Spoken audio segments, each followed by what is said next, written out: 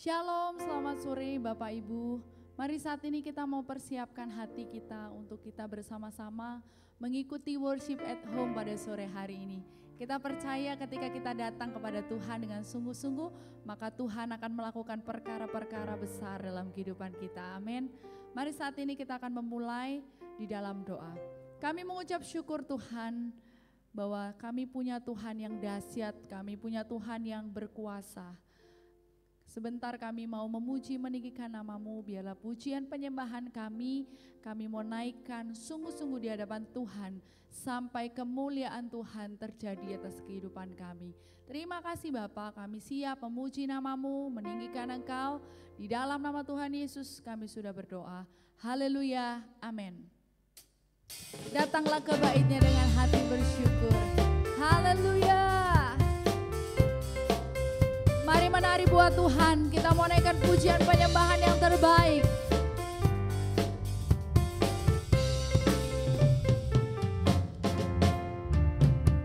Datanglah ke bait-Nya dengan hati bersyukur ke dalam pelataran-Nya. Dengan hati bersuka rasakan dan lihatlah betapa baiknya Tuhan bagi yang berlindung padanya. Akan bersorak-sorai, akan bersorak-sorai, bersyukurlah kepada Tuhan, sebab Dia baik, bahwasanya untuk selamanya kasih setianya. Bersyukurlah kepada Tuhan, sebab Dia baik, bahwasanya untuk selamanya kasih setianya. Haleluya. Sama-sama naikkan pujian ini dengan sungguh-sungguh.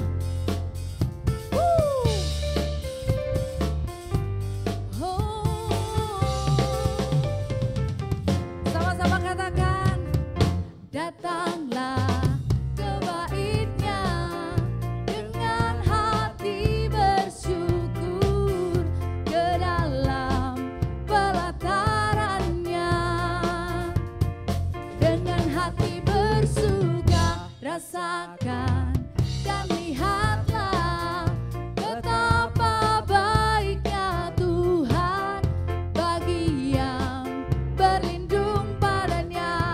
Kita akan bersorak-sorai, akan bersorak-sorai, akan bersorak-sorai. Bersyukurlah kepada Tuhan, sebab Dia baik, bahwasanya untuk selamanya kasih setianya. Bersyukurlah kepada Tuhan, sebab Dia baik, bahwasanya untuk selamanya kasih setianya. Mari menari buat Tuhan, sebab Dia layak untuk terima pujian penyembahan kita.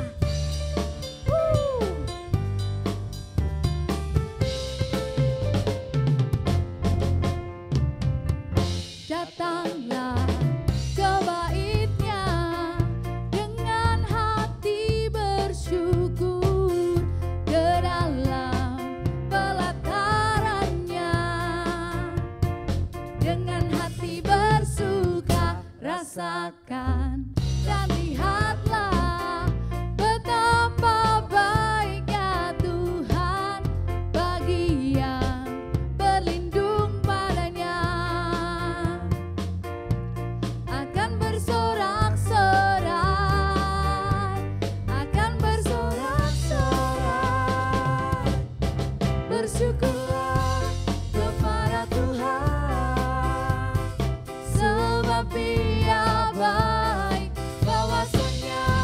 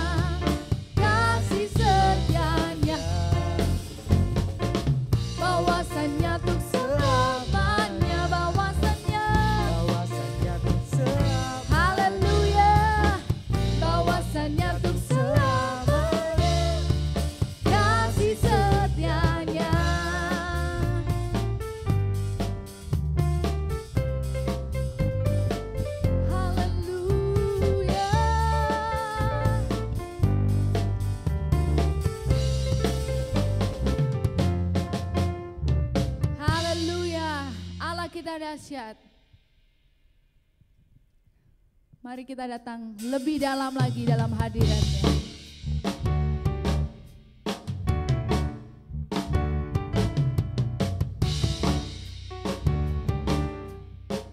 Sama-sama katakan,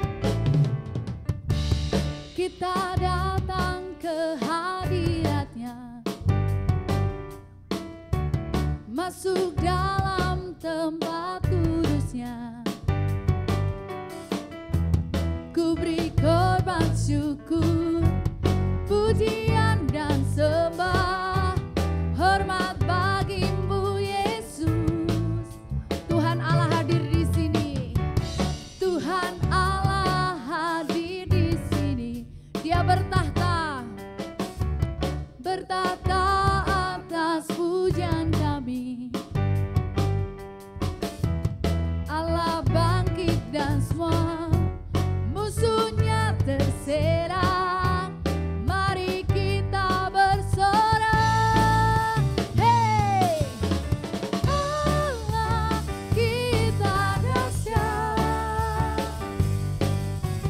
kasih-Nya sungguh dahsyat. Allah kita dahsyat, kuasa-Nya sungguh dahsyat. Dia Tuhan, Dia Raja, ajaib perbuatan-Nya dahsyat. Allah kita dahsyat.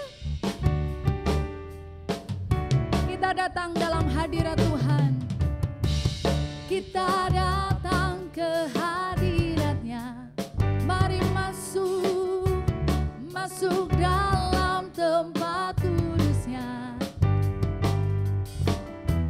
Ku beri korban syukur, pujian dan sembah, hormat bagimu Yesus.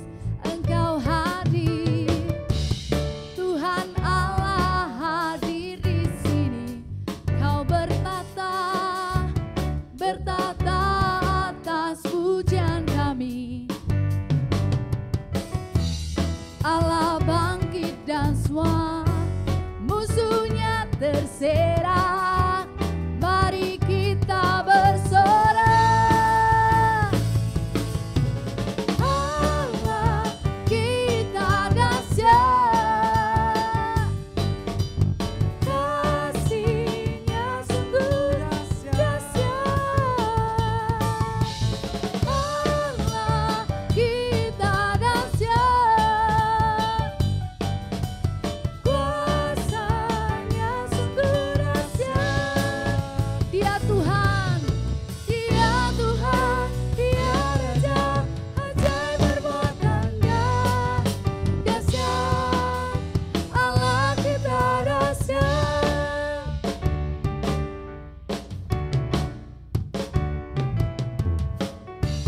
Kita datang ke hadirat-Nya,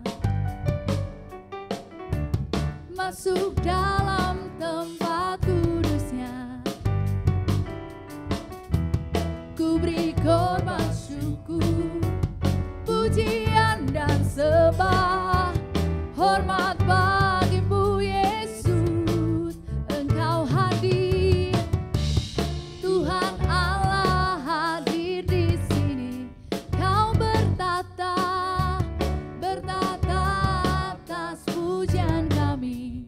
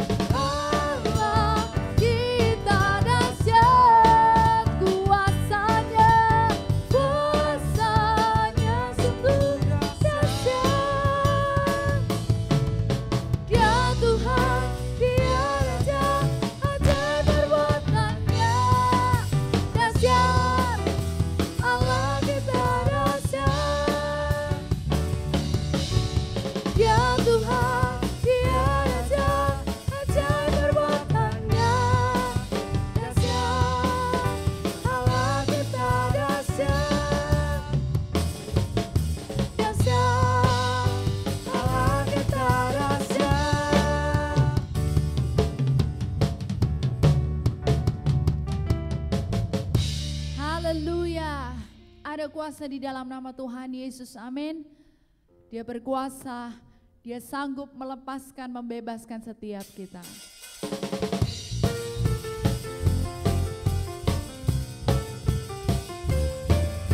Mari angkat iman kita, hanya di dalam nama Yesus ada kelepasan.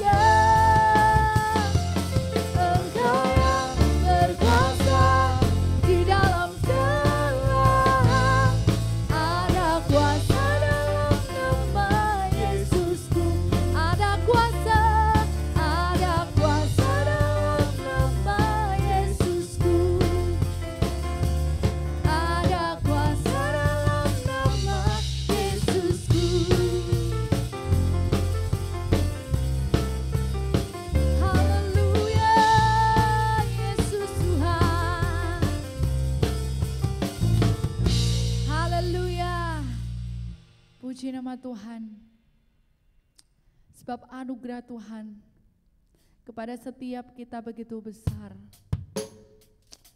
Dia yang rela mati bagi setiap kita. kasih-Nya menebus dosa kita.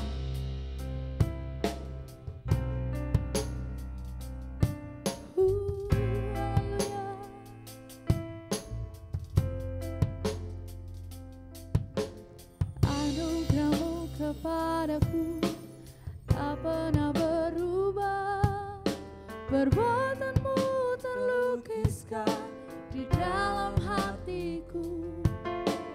Tercengang-Ku dibuat-Mu, ku kagum padamu. Tak ada hal hidupku yang luput dari-Mu. Kau indah, Kau mulia, tiada seperti-Mu. Ku ingin hidupku menyenangkan-Mu. Kau terawal dan terakhir, pencipta segalanya. Suruh bintang pun bersinar oleh ucapan-Mu. Engkau pun mengasihiku, penulis hidupku.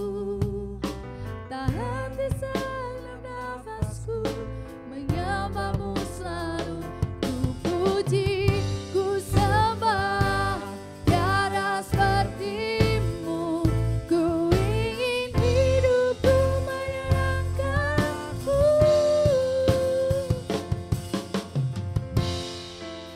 Segala puji, segala hormat, segenap hatiku menyembah-Mu. Terimalah segenap hidupku sebagai persembahan yang hidup. Haleluya, haleluya. Engkau terawal dan terakhir, Bapa. Kau terawal dan terakhir, pencipta segalanya. Suruh bintang pun bersinar oleh ucapan-Mu. Engkau pun mengasihiku, penulis hidupku. Tak henti segenap nafasku, menyembah-Mu selalu. Ku sembah, tiada seperti-Mu. Ku ingin hidupku menyenangkan-Mu. Segala puji, segala hormat, segenap hatiku menyembah-Mu. Terimalah segenap hidupku sebagai persembahan yang hidup. Segala puji, segala hormat, segenap hatiku menyembah-Mu. Terimalah segenap hidupku sebagai persembahan yang hidup. Haleluya, haleluya, haleluya, Yesus. Anugerah-Mu kepada setiap kami, Tuhan. Anugerah-Mu kepadaku tak pernah berubah, perbuatan-Mu terlukiskan di dalam hatiku. Tercengang-Ku dibuat-Mu, ku kagum padamu. Tak ada hal hidupku yang luput dari-Mu. Kau indah, Kau mulia, seperti-Mu. Ku ingin hidupku menyenangkan-Mu. Kau terawal dan terakhir, pencipta segalanya. Suruh bintang pun bersinar oleh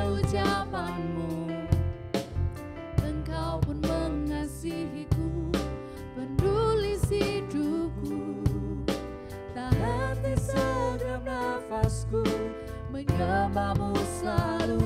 Ku puji, ku sembah, tiada sepertimu. Ku ingin hidupku menyenangkanmu. Segala puji, segala hormat, segenap hatiku menyembahmu.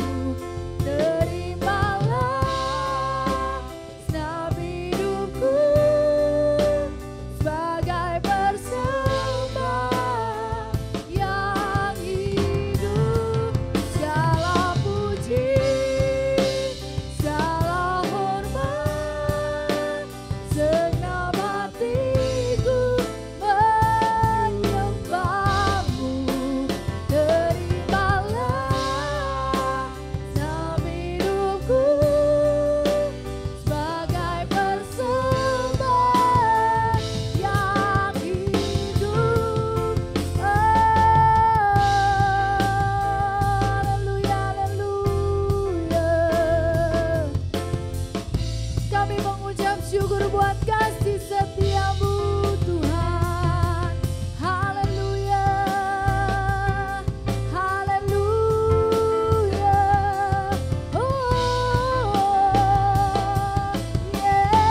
Yesus, segala pujian, segala hormat kami mau naikkan hanya bagimu.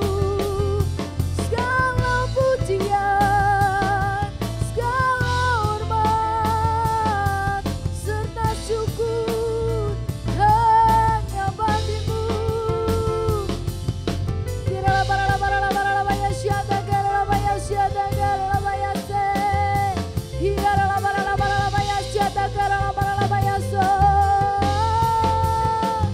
Segala pujian,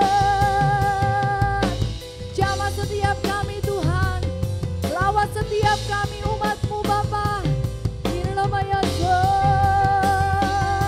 Haleluya, haleluya. Kami rindu Engkau, kami rindu lawatan-Mu. Segala pujian, segala hormat kami naikkan bagi-Mu.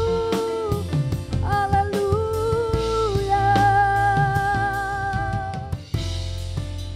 Segala puji, segala hormat, segenap hatiku menyembahmu.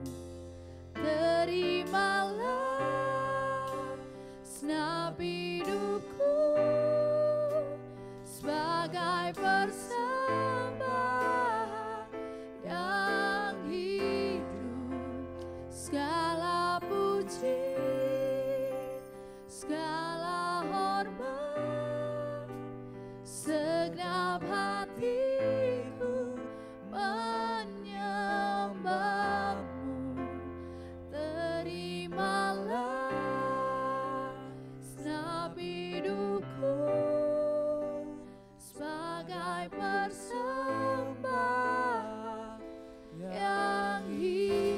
Segala puji, segala puji, segala hormat, segenap hati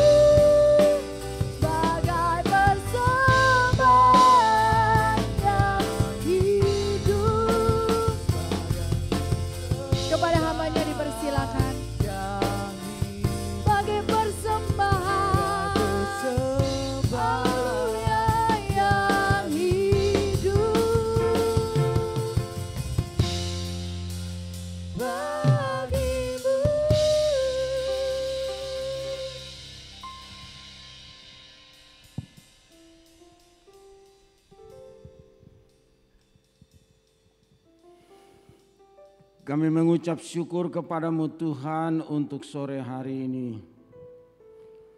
Engkau ada di sini untuk melawat kami. Biarlah pesan firman Tuhan pada sore hari ini dapat menjadi berkat bagi kami semua. Tolong hamba untuk mengkomunikasikannya. Biarlah yang berbicara dan yang mendengarkan sama-sama diberkati. Segala puji hormat kami persembahkan untuk Tuhan. Di dalam nama Tuhan Yesus Kristus. Haleluya. Amin. Shalom. Selamat sore. Tuhan memberkati kita semua. Mari kita belajar bersama-sama sore hari ini. Kita melihat tentang pahlawan-pahlawan iman. Sore hari ini kita akan membahas tentang krisis atau iman di tengah-tengah krisis. Saya ulangi lagi, kita melihat pahlawan-pahlawan iman, bagaimana mereka melakukan tanggung jawab mereka di tengah-tengah krisis. Iman di tengah krisis. Krisis secara global yang melanda dunia maupun krisis yang terjadi secara individu, secara pribadi, keluarga, dan kelompok yang mengalaminya. Dan kita melihat bagaimana Alkitab memberikan penjelasan atau menolong kita untuk memahami ini dan juga mempersiapkan dan melatih, mendorong diri kita untuk menerima dan melakukannya, bagaimana kita memiliki sikap untuk menghadapi krisis-krisis yang akan terjadi. Karena ada pandangan, ada pernyataan-pernyataan, ada prediksi, ada analisa-analisa bahwa di tahun depan, di tahun 2023 dan seterusnya akan terjadi krisis global bagi dunia. Bahwa akan terjadi musim kelaparan besar bagi dunia, krisis pangan dan krisis-krisis yang lain. Kita tahu bahwa presiden kita juga mengatakan itu dan Indonesia diusahakan untuk tetap aman dalam bencana besar ini. Tapi bagaimana sikap orang Kristen dalam menghadapi situasi yang tidak memungkinkan? Bagaimana sikap orang Kristen menghadapi bencana dan juga menghadapi krisis-krisis yang terjadi di dalam bangsa kita? Mari kita melihat kepada contoh-contoh yang Alkitab sudah mengajarkan kepada kita. Mari kita melihat di dalam Lukas pasal yang kelima. Mulai dari ayat yang ke-17 di situ, saya akan membacakannya. Pada suatu hari ketika Yesus mengajar, ada beberapa orang Farisi dan ahli Taurat duduk mendengarkannya.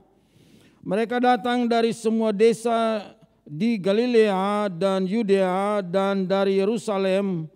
Kuasa Tuhan menyertai dia, sehingga ia dapat menyembuhkan orang sakit. Perhatikan ayat 18. Lalu datanglah beberapa orang mengusung seorang lumpuh di atas tempat tidur. Mereka berusaha membawa dia masuk dan meletakkannya di hadapan Yesus.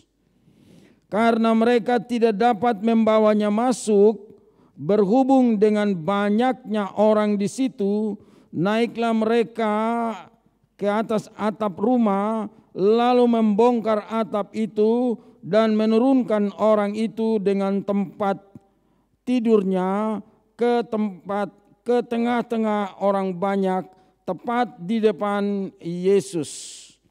Ayat 20 perhatikan berkata demikian.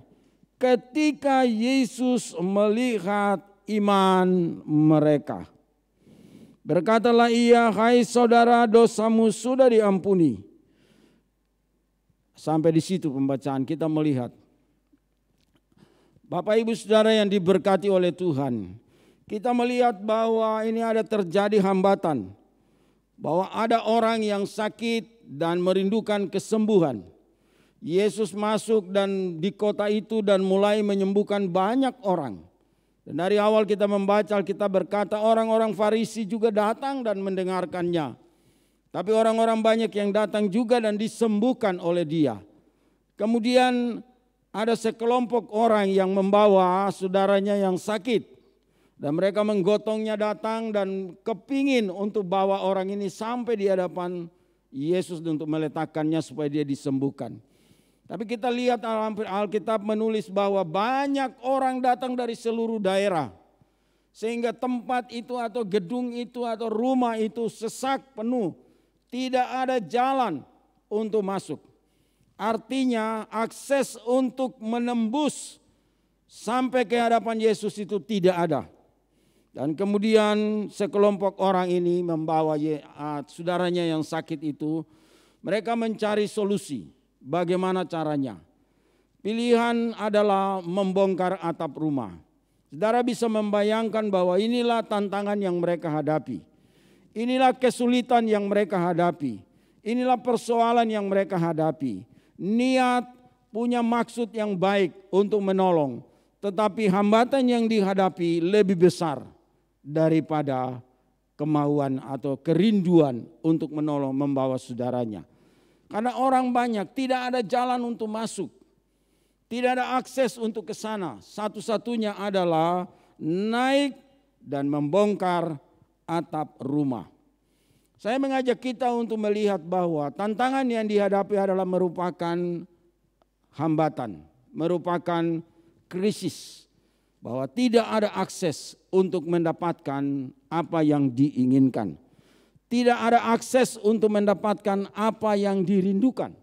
Tidak ada akses untuk mendapatkan apa yang diimpikan. Tidak ada akses untuk mendapatkan apa yang kita mau. Tetapi kita belajar dari orang-orang ini. Mereka tidak berhenti untuk menatap kesulitan. Mereka tidak berhenti untuk menatap tantangan. Mereka tidak berhenti untuk melihat tentang kesukaran yang terjadi. Mereka tidak berhenti untuk melihat tentang hambatan, krisis yang sedang terjadi.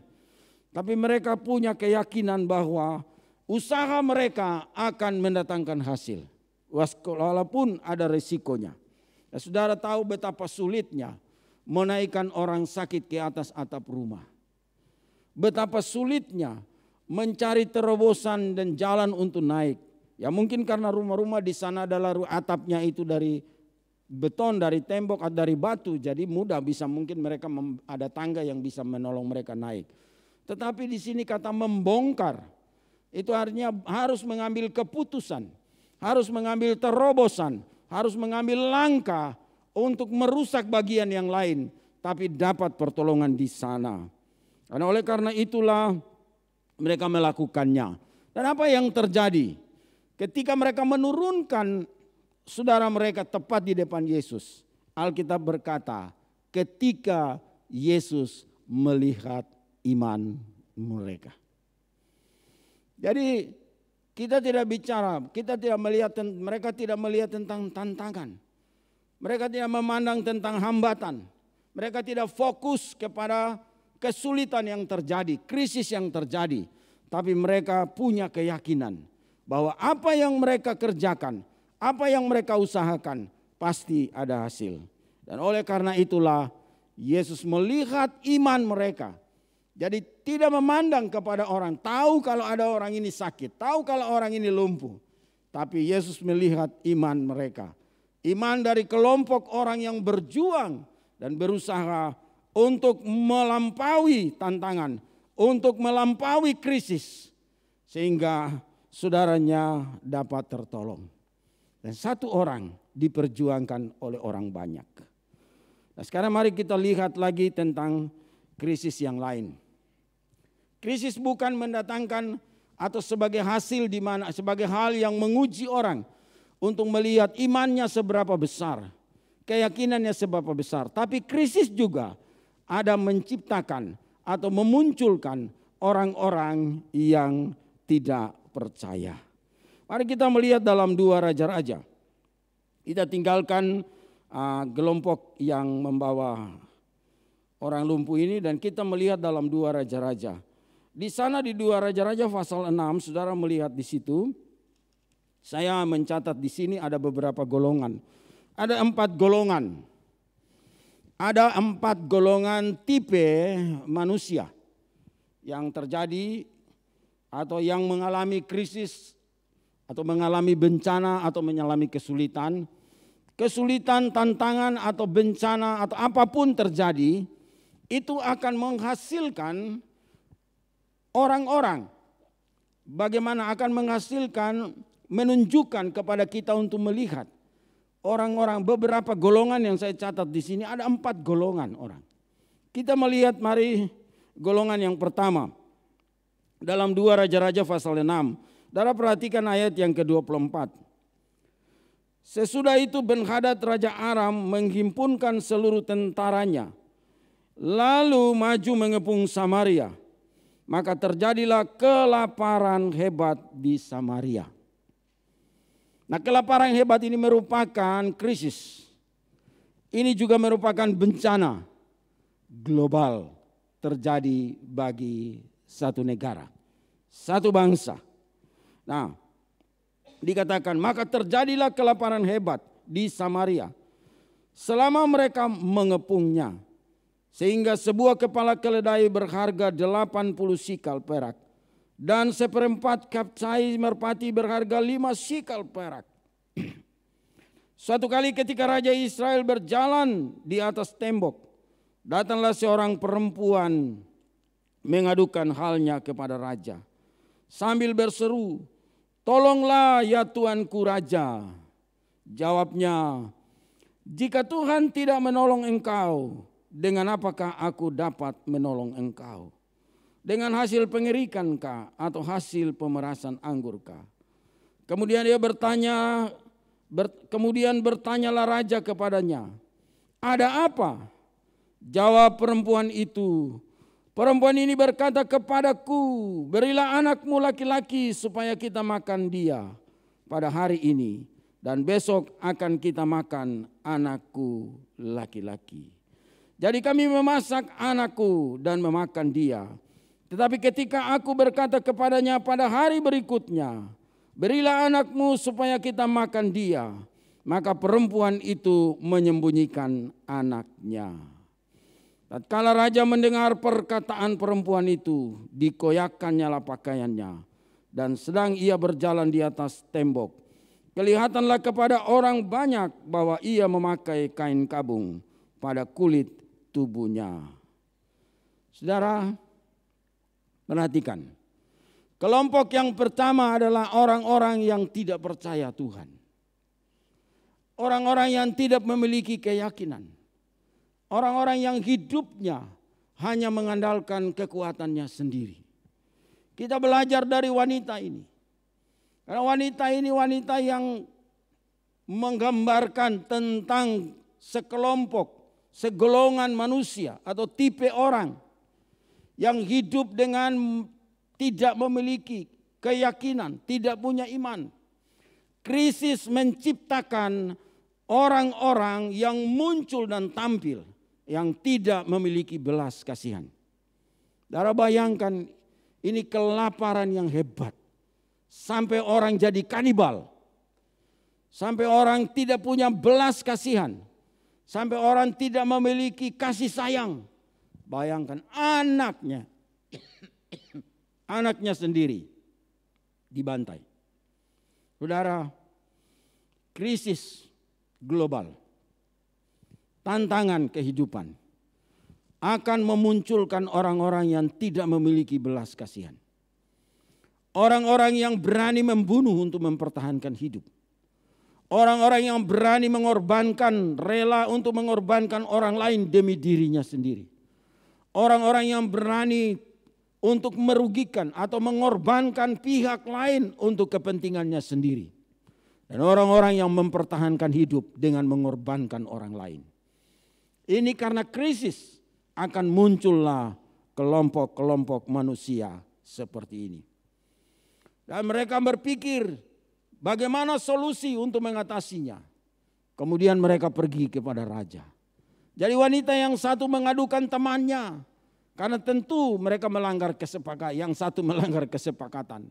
Karena itu diadukanlah kepada raja untuk mencari pembelaan dan solusi di sana. Tapi ternyata raja tidak akan pernah memberikan jalan keluar yang terbaik. Kelompok yang kedua, golongan yang kedua ada kita melihat ada pada diri raja Israel itu sendiri. Apa yang raja katakan di situ? Saudara perhatikan ayat 30. Tatkala raja mendengar perkataan perempuan itu, dikoyakkannyalah pakaiannya. Dan sedang ia berjalan di atas tembok, kelihatanlah kepada orang banyak bahwa ia memakai kain kabung pada kulit tubuhnya. Lalu berkatalah raja, beginilah kiranya Allah menghukum aku, bahkan lebih daripada itu, jika masih tinggal kepala Elisa bin Safat di atas tubuhnya pada hari ini. Saudara, apa yang terjadi? Kalau saudara perhatikan terus, raja tidak bisa memberi solusi. Ketika krisis global, kelaparan yang dahsyat melanda negerinya, seorang raja pemimpin besar tidak dapat memberi jawaban yang pasti untuk rakyatnya. Seorang pemimpin tidak punya solusi yang tepat. Bahkan persoalan krisis sudah terjadi, kelaparan sudah terjadi. Sekarang rakyatnya saling membunuh atau mengorbankan orang lain untuk bertahan hidup. Raja marah karena tidak punya solusi. Akhirnya apa yang terjadi? Kelompok yang kedua yang diwakili oleh raja adalah orang-orang yang dengan mudah mempersalahkan Tuhan. Tahu ada Tuhan. Bagaimana Tuhan menolong? Dia menjawab, raja menjawab tepat sekali. Kalau Tuhan tidak menolong engkau, dengan apa aku bisa menolongmu? Artinya percaya bahwa Tuhan itu sanggup untuk menolong dan Tuhanlah yang bisa menolong. Tetapi ketika dilihatnya bahwa tidak ada pertolongan dalam krisis yang terjadi, mulai mempersalahkan Tuhan. Raja berkata kepada Elisa, saudara lihat ketika dia datang bertemu Elisa. Ayatnya yang ke-33. Selagi ia berbicara dengan mereka, artinya Elisa berbicara dengan orang-orang tua. Datanglah raja mendapatkan dia. Berkatalah raja kepadanya, sesungguhnya malapetaka ini adalah daripada Tuhan. Mengapakah aku berharap kepada Tuhan lagi? Saudara lihat. Kelompok atau golongan yang kedua, ketika krisis global terjadi, ketika ancaman terjadi, ketika petaka terjadi, mereka mempersalahkan Tuhan. Menganggap bahwa penderitaan kesukaran hidup ini datang oleh karena Tuhan. Dan raja berkata, untuk apa kita berharap kepada Tuhan lagi? Jadi saudara lihat, ini adalah golongan atau kelompok orang-orang yang tahu bahwa Tuhan ada. Tetapi ketika apa yang mereka inginkan dan mereka harapkan tidak ada jawaban, mulai berbalik dan mempersalahkan Tuhan. Dan orang lain yang menjadi sasaran. Bukan saja Tuhan juga dipersalahkan, tetapi hamba Tuhan. Tetapi golongan yang melayani Tuhan juga dipersalahkan. Nabi saja dipersalahkan. Karena itu raja berkata, kalau hari ini kepala Elisa masih tinggal, jangan bilang aku raja. Artinya niat untuk membunuh karena gara-gara nubuatan ataupun dari firman ataupun yang disampaikan Nabi Elisa. Bapak Ibu, inilah kelompok yang kedua. Bahwa orang-orang yang dengan mudah melihat ancaman dan bencana datangnya dari Tuhan dan mereka berkata Tuhanlah yang bersalah dan mempersalahkan Tuhan. Kemudian kita melihat juga kemari kepada kelompok yang ketiga. Ketika krisis dan bencana terjadi, ketika ancaman semua terjadi secara global, akan muncul juga kelompok-kelompok yang ketiga yang diwakili oleh perwira yang ada sebagai wakil daripada raja. Dikatakan demikian karena perwira itu berkata, ayat 2, Tetapi perwira yang menjadi ajudan raja menjawab abdi Allah, katanya, sekalipun Tuhan, pasal 7 ya, pasal 7 ayat 2. Saya ulangi pasal 7 ayat 2. Tetapi perwira yang menjadi ajudan raja menjawab, abdi Allah katanya, sekalipun Tuhan membuat tingkap-tingkap di langit, masakan hal itu mungkin terjadi?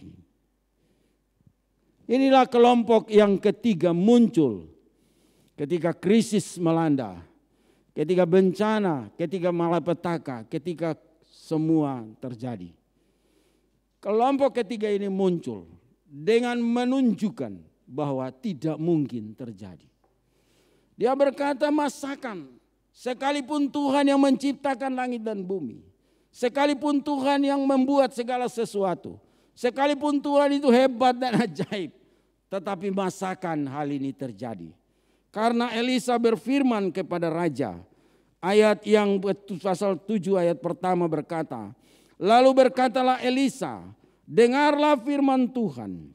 Beginilah firman Tuhan, besok kira-kira waktu ini sesukat tepung yang terbaik akan berharga sesikal, dan 2 sukat jelai akan berharga sesikal di pintu gerbang Samaria. Elisa mengucapkan firman Tuhan kepada raja. Karena raja datang dan mempersalahkan Tuhan. Raja datang dan mempersalahkan Elisa. Raja datang dan mempersalahkan Tuhan bahwa mengapa harus berharap kepada Tuhan. Kalau bencana dan petaka ini kau datang dari Tuhan. Elisa berkata, dengarlah firman Tuhan. Tidak ada solusi yang lain. Tidak ada hal yang lain yang bisa diberikan sebagai jawaban. Dia katakan firman Tuhan adalah jawabannya. Dan kemudian firman itulah yang ditolak oleh perwira ini. Kelompok yang ketiga. Selalu menolak firman Tuhan. Bapak ibu saudara yang diberkati oleh Tuhan. Akan muncul kelompok-kelompok. Akan muncul orang-orang yang punya sikap selalu menolak firman Tuhan. Apakah saudara juga demikian? Ketika saudara mengalami kesukaran dan kesulitan, ada firman yang disampaikan bagi saudara, dan dalam hati saudara tidak menerima firman itu, saudara hati-hati, kita perlu bertobat untuk menerima kebenaran firman. Perwira ini berkata, masakan itu terjadi? Dia menantang firman Tuhan yang diungkapkan oleh Elisa. Dia tidak percaya, dia bilang Tuhan hebat dan menjadikan langit, Tuhan menciptakan semua. Tapi kalau jatuh harga di pintu gerbang itu tidak mungkin. Karena itu Elisa bilang kepada dia, engkau akan melihat tapi engkau tidak akan makan apa-apa. Karena itu akhirnya kelompok itu mengalami kematian. Dan kemudian itulah kelompok yang ketiga. Kita melihat yang pertama adalah orang-orang yang tidak memiliki iman, percaya, belas kasihan dan kasih sayang. Dan selalu mengorbankan orang lain untuk mempertahankan hidup demi diri mereka. Kelompok yang kedua adalah orang-orang yang selalu mempersalahkan Tuhan. Bahwa ini akibat dari Tuhan. Karena itu untuk apa berharap kepada Tuhan. Golongan yang ketiga adalah orang-orang yang meremehkan firman Tuhan. Yang menolak firman dan yang tidak percaya bahwa kemustahilan itu bisa terjadi. Tuhan itu ajaib. Dan mari kita melihat kelompok yang terakhir yang sama dengan Lukas tadi. Bahwa orang-orang yang memiliki iman dan percaya kepada Tuhan. Dan mereka punya perbuatan-perbuatan yang sesuai dengan keyakinan mereka. Pasal 7 ayat ketiga berkata, 4 orang yang sakit kusta ada di depan pintu gerbang. Berkatalah yang seorang kepada yang lain, mengapakah kita duduk-duduk di sini sampai mati? Jika kita berkata, baiklah kita masuk ke kota, padahal dalam kota ada kelaparan, kita akan mati di sana. Dan jika kita tinggal di sini, kita akan mati juga. Jadi sekarang, marilah kita menyeberang ke perkemahan tentara Aram. Jika mereka membiarkan kita hidup, kita akan hidup. Dan jika mereka mematikan kita, kita akan mati. Bapak Ibu, Krisis memunculkan orang-orang pahlawan-pahlawan iman. Ini tidak menyinggung bahwa mereka punya keyakinan. Alkitab juga tidak mengisyaratkan kepada kita bahwa mereka berdoa syafaat. Artinya bukan berarti saudara tidak boleh doa syafaat, harus doa syafaat. Mereka tidak bergumul dengan kita melihat di sini, tetapi mereka punya tekad. Mereka punya niat. Inilah golongan-golongan yang dibuang. Orang-orang yang tidak punya kedudukan. Orang-orang yang tidak punya jabatan. Orang-orang yang penyakitan, sakit kusta. Kelompok yang dikucilkan oleh masyarakat. Karena dianggap adalah orang-orang yang tidak berguna. Karena sudah sakit kusta dapat menjadi penyebab petaka bagi yang lain dalam kesehatan. Dibuanglah mereka tinggal di pinggiran kota. Jadi mereka tinggal di depan pintu gerbang atau di pinggir pintu gerbang situ. Mereka duduk-duduk di situ. Tapi karena krisis ini membuat bencana ini timbul dan membuat mereka harus melakukan sesuatu. Saudara, Elisa tidak kompromi dengan mereka. Mereka juga tidak dengarkan firman yang Elisa ucapkan. Mereka juga tidak tahu bagaimana bisa melakukan sesuatu yang terbaik untuk menolong diri mereka sendiri, bahkan orang lain. Tapi mereka punya tekad. Saudara lihat, krisis akan memunculkan orang-orang yang berani untuk melakukan terobosan. Krisis akan memunculkan orang-orang yang berani untuk memproklamirkan iman percayanya. Krisis akan memunculkan orang-orang yang berani untuk mengorbankan hidupnya. Nah, kita melihat itu mereka berkata, kalau kita duduk-duduk di sini saja kita akan mati.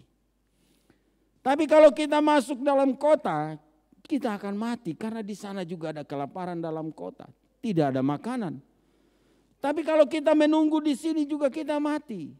Sampai kapan? Mau masuk ke kota, di sana tidak ada yang kita mau cari untuk mendapatkannya. Apa yang kita tujukan tidak ada di dalam kota. Kita mati di sana. Tapi kalau kita tunggu di sini juga tanpa melakukan sesuatu, kita juga mati di sini.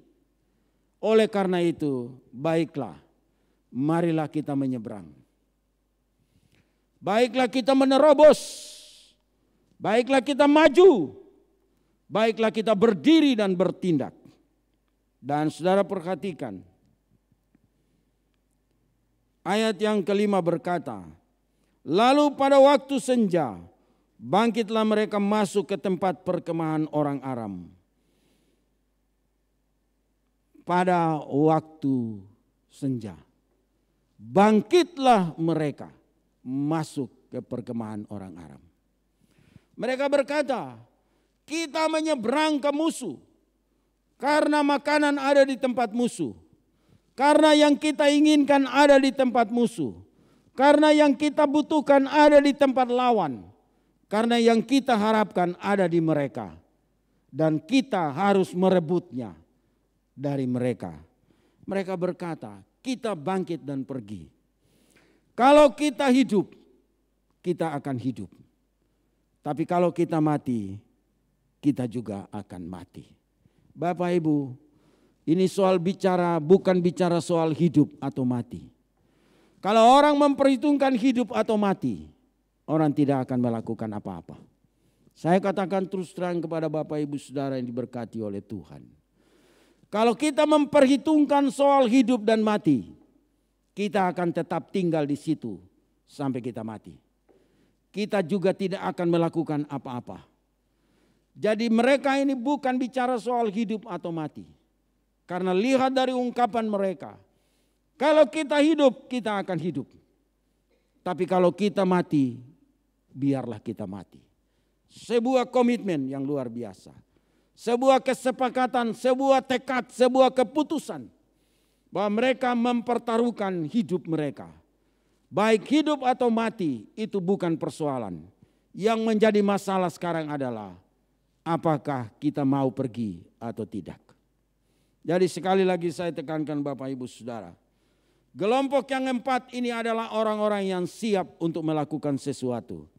Tanpa memperhitungkan hidup atau mati. Mungkin kita bilang ini orang-orang yang mati konyol. Mungkin kita bilang ini orang-orang kelompok yang bodoh. Mungkin kita bilang ini kelompok-kelompok yang tidak pakai hikmat. Tidak memikirkan nasib mereka. Kita bilang tidak punya hikmat. Tapi saya mau katakan, mereka punya komitmen lebih daripada raja. Sebetulnya raja dengan pasukan yang harus keluar pergi ke tempat musuh. Sebetulnya orang-orang kuat dan perkasa yang punya senjata yang pergi ke tempat musuh. Untuk menjarah makanan dari sana. Untuk berperang dan mengalahkan musuh untuk mengambil makanan dari sana atau membuka pintu gerbang. Tetapi justru orang-orang yang diandalkan tidak dapat melakukan apa-apa. Tetapi 4 orang yang tidak ada punya apa-apa ini bisa melakukan perkara yang hebat. Komitmen mereka lebih besar daripada raja. Komitmen besar mereka lebih besar daripada wanita-wanita. 2 wanita. Komitmen mereka lebih besar daripada perwira pengawal raja. Karena mereka bilang, kami akan pergi. Walaupun kami mati, kami tetap mati. Kalau kami hidup, kami akan hidup. Jadi sekali lagi kelompok yang 4 adalah kelompok yang mempunyai iman dan perbuatan. Amin. Kelompok yang punya keyakinan dan tekad. Mereka punya tekad saja, keyakinan, saudara. Sepakat saja. Oke, baiklah kita bangkit dan pergi ke musuh. Kalau kita hidup, kita akan hidup. Tapi kalau mereka mematikan kita, ya sudah kita mati.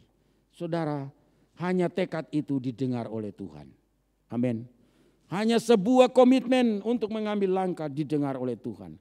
Karena itu pada waktu senja mereka bangkit pergi dan masuk ke tempat musuh. Jadi saudara perhatikan di situ. Luar biasa. Ayat 6 berkata, ayat 5 berkata, lalu pada waktu senja bangkitlah mereka masuk ke tempat perkemahan orang Aram. Tetapi ketika mereka sampai di pinggir tempat perkemahan orang Aram itu, tampaklah tidak ada orang di sana. Sebab Tuhan telah membuat tentara Aram itu mendengar bunyi kereta, bunyi kuda, bunyi tentara yang besar. Sehingga berkatalah seorang kepada yang lain, sesungguhnya raja-raja Israel telah mengupah raja-raja orang Het dan orang-orang Misraim melawan kita supaya mereka menyerang kita. Karena itu bangkitlah mereka melarikan diri pada waktu senja juga dengan meninggalkan kemah dan kuda dan keledai mereka serta tempat perkemahan itu. Dengan begitu saja mereka melarikan diri menyelamatkan nyawanya. Bapak Ibu Saudara yang berkati Tuhan, musuh lari meninggalkan semuanya. Dan orang yang percaya datang dan mengambil berkat itu dari tempat musuh. Saudara yang diberkati Tuhan, saya akan akhiri firman Tuhan ini. Mari kita belajar dari 4 orang kelompok-kelompok yang berani melakukan tindakan. Hanya komitmen, mereka bisa mendapatkan berkat untuk hidup mereka. Bukan mereka berempat, tetapi satu bangsa diselamatkan dari orang-orang yang punya kesepakatan. Tuhan rindu melihat kita ketika bencana dan krisis datang, kita bangkit seperti sebagai orang-orang yang punya komitmen untuk melakukan sesuatu. Tidak bicara soal hidup atau mati, tapi bicara soal siapa yang mau melakukannya. Tuhan memberkati kita. Baiklah, mari kita berdoa dan menutup ibadah kita. Kasih karunia menyertai kita senantiasa. Pertolongan Tuhan datang kepada kita. Jadikan kami sebagai orang-orang yang memiliki iman dan perbuatan yang kuat. Memiliki tekad untuk melangkah di dalam krisis-krisis yang terjadi. Kami percaya bahwa Engkaulah pelaku keajaiban dan kemustahilan itu ada padamu. Tolonglah kami untuk mempercayai Engkau dan melangkah melakukan terobosan-terobosan iman percaya kami. Terima kasih buat firman sore hari ini. Terima kasih untuk menolong kami semua. Puji nama Tuhan. Mari angkat tangan saudara dan terima berkat. Pertolongan datang dari pihak Tuhan yang menjadikan langit dan bumi. Di dalam nama Tuhan Yesus Kristus dan dalam pimpinan Roh Kudus. Menyertai dan memberkati kita senantiasa. Dari sekarang ini sampai selama-lamanya. Haleluya. Amin.